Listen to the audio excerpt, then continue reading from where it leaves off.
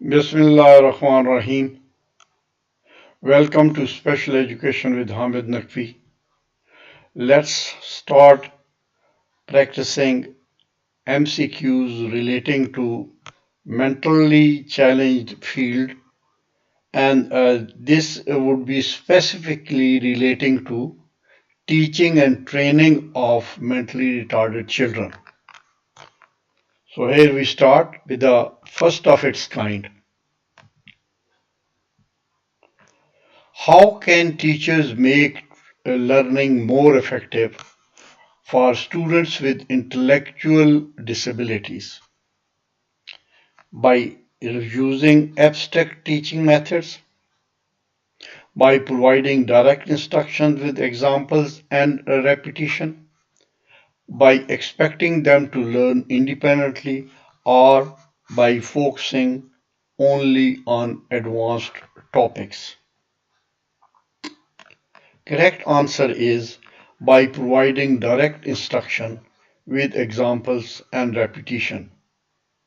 The reason is that clear, explicit, explicit teaching with repetition ensures better understanding and retention for intellectually disabled students. Next MCQ is, which teaching strategy is most effective for children with intellectual disabilities? Strictly verbal instructions, multi-sensory teaching approaches, abstract reasoning tasks, or independent unsupervised learning. Answer is B, that is multi-sensory teaching approaches. We know that using combination of visual, auditory, and tactile methods enhances comprehension and retention in children with intellectual disabilities. Why is task analysis important in teaching children with intellectual disabilities? It replaces structured learning. It breaks down complex tasks into smaller, manageable steps. It encourages independence, or it limits skill acquisition to one setting. Answer is, it breaks down complex tasks into smaller, manageable steps.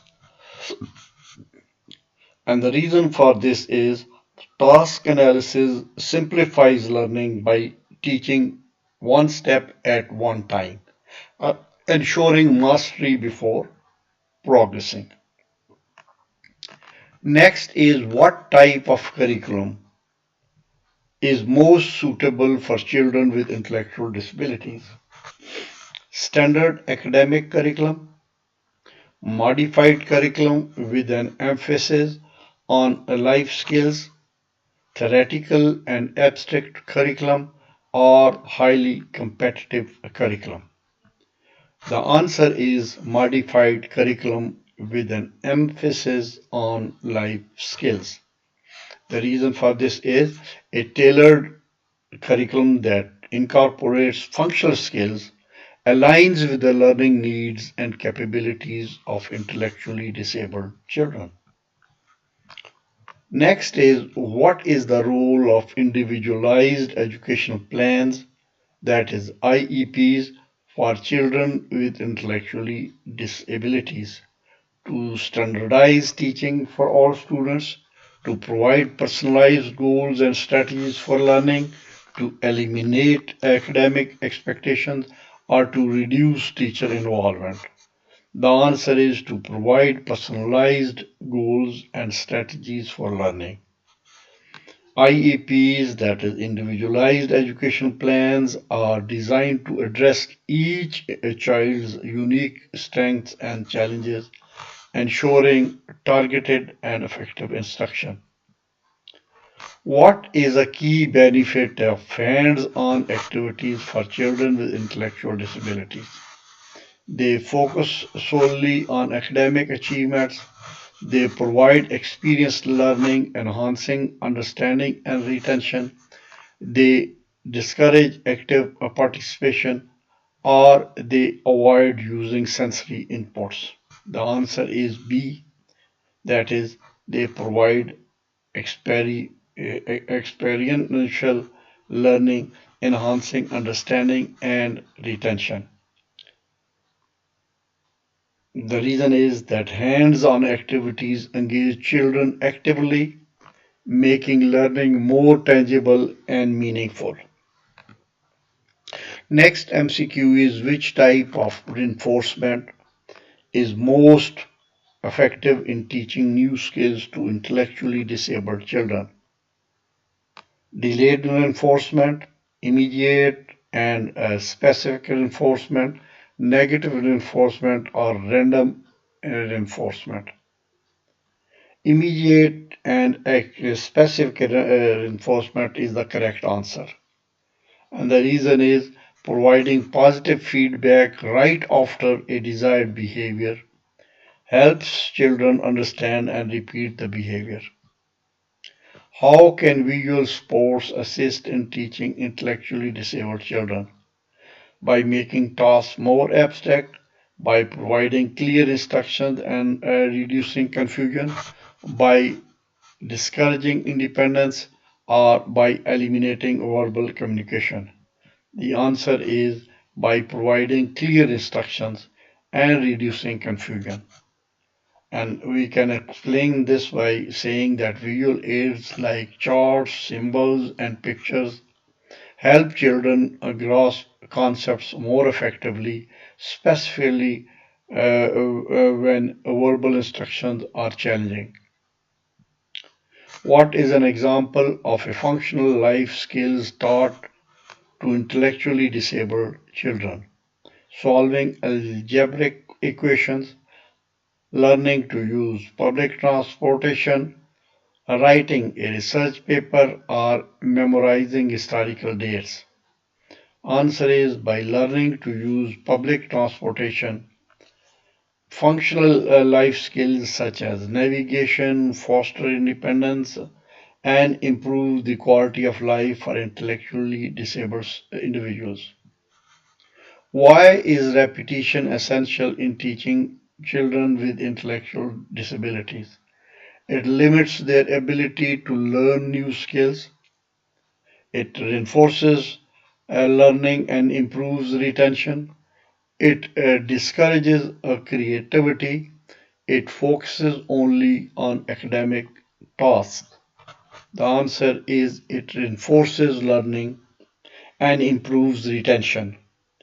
We know that repeated practice helps solidify skills, especially for children who may take longer to grasp and retain new concepts. Next is what is the primary purpose of using peer tutoring in classrooms for children with intellectual disability? To reduce teacher involvement, to encourage social interaction and cooperative learning, to focus on independent work only, to eliminate work activities. The answer is to encourage social interactions and cooperation learning. The explanation for this is peer tutoring fosters teamwork and allows children to learn from and with their peers, promoting both academic and social growth. How can educators teach self-help skills to children with intellectual disabilities? Through unstructured play only, by modeling and practicing daily tasks like dressing and eating, by focusing solely on academics, by avoiding hands-on activity. The answer is B, that is by modeling and practicing daily tasks like dressing and eating. And we can explain it by saying that demonstrating and practicing self-help skills prepare children for greater independence in everyday life. Next is what is the role of assistive technology in the education of intellectually disabled children? It replaces all teaching methods. It enhances learning and communication through sportive tools. It discourages traditional teaching or it limits skill acquisition.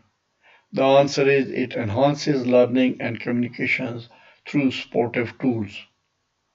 The reason is devices like tablets, communication boards, or apps provide alternative ways to learn and communicate effectively. Next is why is community-based instruction, which is in short known as CBI, important for intellectually disabled students? To focus on academic skills only, to teach life skills in real world setting, to reduce the need for functional skills, or to discourage interaction with the community. The answer is to teach life skills in real world setting.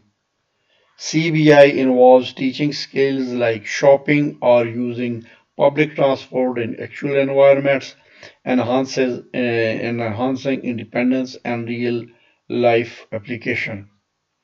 Next is how can educators effectively manage behavior challenges in intellectually disabled children by using punishment consistently, by identifying triggers and teaching alternative behaviors, by ignoring the behaviors entirely, by focusing only on academic progress. Answer is by identifying triggers and teaching alternative behaviors. We can explain it by saying that understanding the cause of behaviors allows teachers to address underlying needs and replace disruptive actions with appropriate alternatives. Next is what is the most important factor in selecting teaching materials for children with intellectual disabilities? Complexity of the material, alignment with the development level and practical needs, popularity among other teachers, or exclusively academic focus. Answer is alignment with other developmental level and practical needs. Teaching material should match the child's abilities and focus on real world applicability to enhance understanding. What type of activities help intellectually disabled children improve gross motor skills? Threading beads, climbing stairs, or playing catch, solving puzzles, or reading books? Answer is climbing stairs or playing catch. The reason is gross motor skill activities involve large muscle groups and essential for physical coordination and movement. Next is why is scaffolding important in teaching intellectually disabled children? It allows immediate mastery of complex tasks.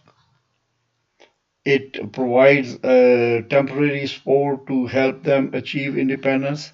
It discourages exploration or it limits the creativity. The answer is it provides temporary support to help them achieve independence.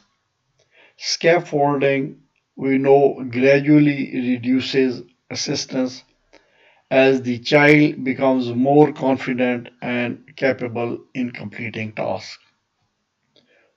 What is the purpose of structured teaching in special education?